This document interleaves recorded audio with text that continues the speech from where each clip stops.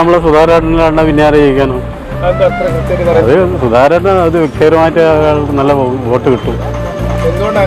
അത് അങ്ങനെയാണ്. സുധാകരന് വ്യക്തിപരമായിട്ടുള്ള കുറേ വോട്ട് കിട്ടാനുണ്ട്. സുധാകരൻ ഒരുപാട് ആൾക്കാരെ സഹായിച്ചത് കൂടി സുധാകരൻ വരണം, എന്നാലേ നമുക്കെല്ലാം ഒരു കാര്യമുള്ളൂ. ഇവിടെ സുധാകരൻ ജയിക്കും. ഇതുവരെയുള്ള ഇവാലുവേഷൻ വെച്ച് നോക്കുവാണെങ്കിൽ UDF-നാണ് ചാൻസസ് കൂടുതൽ.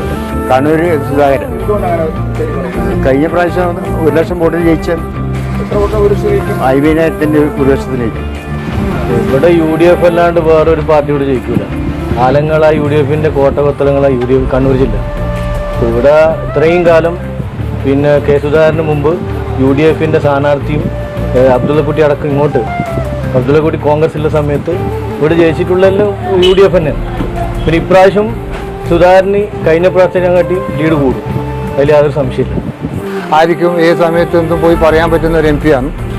കണ്ണൂരിലൊരു ഹീറോ ആണ്. പിന്നെ കണ്ണൂരിലെ ഈ അക്രമ രാഷ്ട്രീയം ഇതൊക്കെ ഒരു പരിധിവരെ ഇവിടെ നിർത്തിയതിൻ്റെ പിന്നിൽ സുധാകരൻ്റെ കഴിവ് തന്നെയാണ്. സുധാകരൻ ജയിക്കും. സുധാകരന് ഇവിടെ എതിരല്ല മറ്റേ ജയരാജൻ. സുധാകരനെ ജയിക്കും. സുധാകരൻ ജയിക്കും. മുൻകാല പ്രവർത്തനം സുധാകരൻ്റെ ഇമേജും ഒക്കെ വെച്ചുകൊണ്ട് സുധാകരൻ ജയിക്കുന്നതാണ് ഞങ്ങളുടെ അഭിപ്രായം.